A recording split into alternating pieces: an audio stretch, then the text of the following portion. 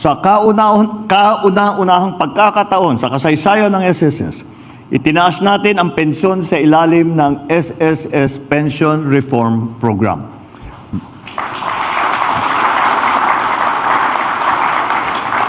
Kailangan natin gawin ito bilang pasasalamat sa ating mga kababayan na buong buhay na naglilingkod, nagtatrabaho para sa ating bansa. Simula nung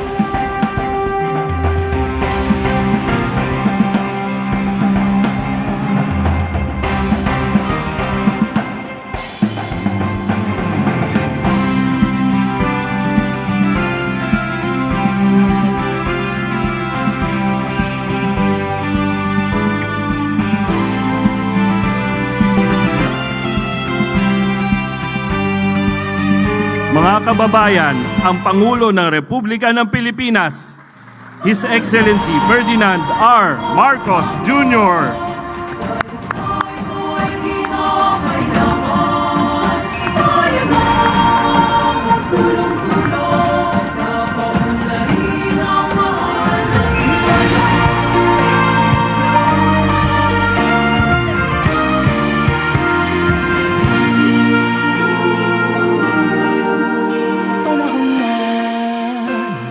Bago dahil sa ito ay kinakailangan tayo na magtulong-tulong na paunlarin ang mahal nating bayan.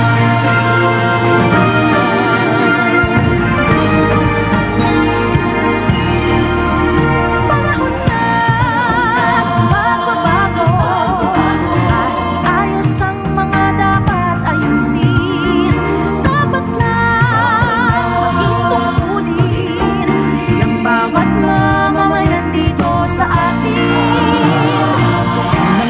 Bago patungo sa pag-asenso, magsikap ng mabuti ka nang guminhawa tayo. Malaki natin sa harap ng patuloy na pagtaas ng mga gastusin. Mahalaga na matulungan ng ating mga pensioner na makabawi mula sa epekto nito. Sa pagtatapos ng pension reform coverage period sa 2027, tataas ng 33.1% ang pensyon para sa retirement at disability pensioners at 15.8% naman para sa survivorship o death pensioners.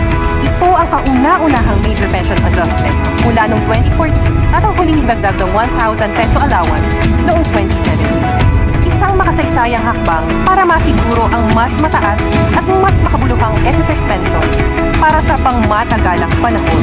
Dahil sa SSS, sigurado ang bukas.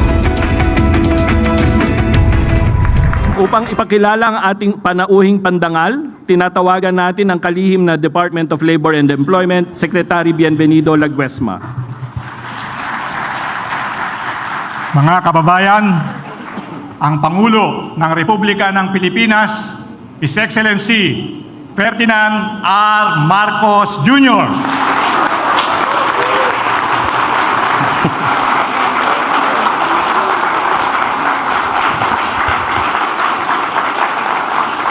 Maraming salamat sa ating DOLE Secretary Benny Laguesma. Magsiupo tayo. Kasama rin natin dito ang DICT na Secretary Henry Aguda. At andin, siyempre yung ating President and CEO of the Social Security System, Robert Joseph Declaro, at lahat ng mga ibang opisyal ng SSS, ating mga pensioner. Malapit na ako sumama sa inyo. Mga kapwa lingkod bayan, mga ginang at ginoo, magandang hapon po sa inyo lahat. Today, we celebrate the Social Security System or SSS 68th year of service. Magkaedad kami ng SSS. Baka isipin niyo, nag-reform tayo para paghandaan ko yung sarili kong retirement. Hindi yun ha, talagang gusto namin makatulong sa ating mga pension.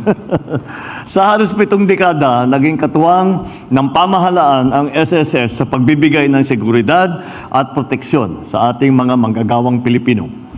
Tinitiyak natin na ang mga taon na kanilang pagsisikap ay may kapalit na kahit kaunting ginhawa sa kanilang pagretiro.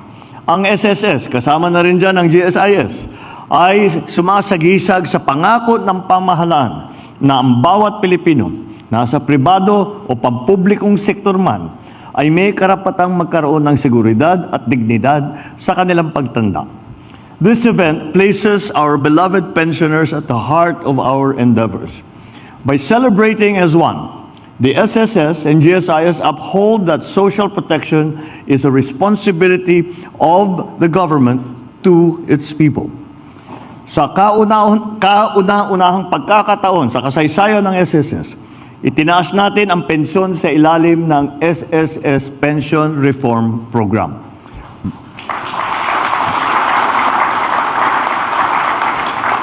Kailangan natin gawin ito bilang pasasalamat sa ating mga kababayan na buong buhay na naglilingkod, nagtatrabaho para sa ating bansa. Simula nung unang araw ng Setyembre ng taong ito, itinaas na natin ang inyong buwanang pensyon. At taon-taon, ito'y tataas hanggang 2027 na walang dagdag na kontribusyon mula sa mga miyembro ng SSS.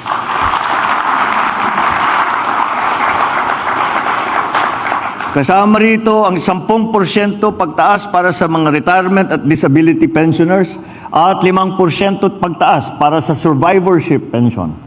Tataas din ang pensyon para sa mga dependent. Sa kabuuan, mahigit 3,800,000 pensioner ang makikinabang dito sa programang ito.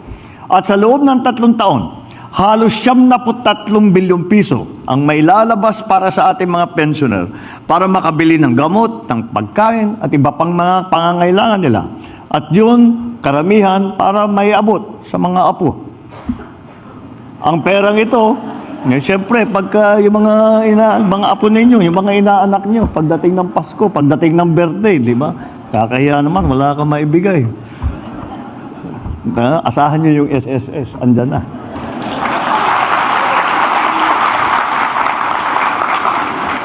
Ang perang ito rin ay makakadagdag sa sigla ng ating ekonomiya. This is aligned with our scheme of promoting the theme na sigurado ang ginhawa sa bagong Pilipinas as we improve retirement and survivorship benefits that will remain fair and responsive to the times.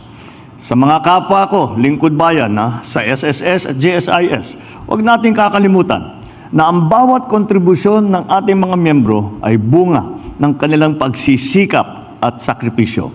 Kaya naman, tungkulin natin na tiyakin na sa oras ng kanilang pangangailangan ay nandiyan tayo, handang umalalay at magbigay ng ginhawa sa kanila. And that is why I direct the leadership of these two institutions to guard this trust with the highest integrity and vigilance. So, invest wisely, modernize your systems and make your processes efficient. Ensure that your services are easier to reach, be it through digital platforms or help desks and kiosks, even in the most remote areas. Make sure your services are available whenever the need arises, wherever the need arises. Let us protect the lifetime of work that our pensioners have built for themselves and for our country. Para naman sa ating mga pensyonado, pagplaplanuhan ninyo na mabuti ang inyong kinabukasan. Makipag-ugnayan po kayo sa SSS at GSIS para makapaghanda na mabuti ang para sa inyong pensyon at mga benepisyo para sa mga mahal ninyo sa buhay. At sa aking mga kapwa Pilipino, suportahan natin ang mga programang tulad nito sa pamamagitan ng pagtitiwala at paghuhulog ng tamang kontribusyon upang mas mapangigting pa natin ang ating social security systems. Let us resolve to secure the well-being of all Filipino people. Yan lamang ang ating layunin na lahat ng ating mga kababayan ay binibigyan ng tulong at inaalagaan at inaalalayan ng ating pamahalaan. Maraming salamat po. Mabuhay ang SSS at GSIS. Mabuhay ang ating mga pensyonado. Mabuhay ang bagong Pilipinas. Maraming salamat po, mahal na Pangulo.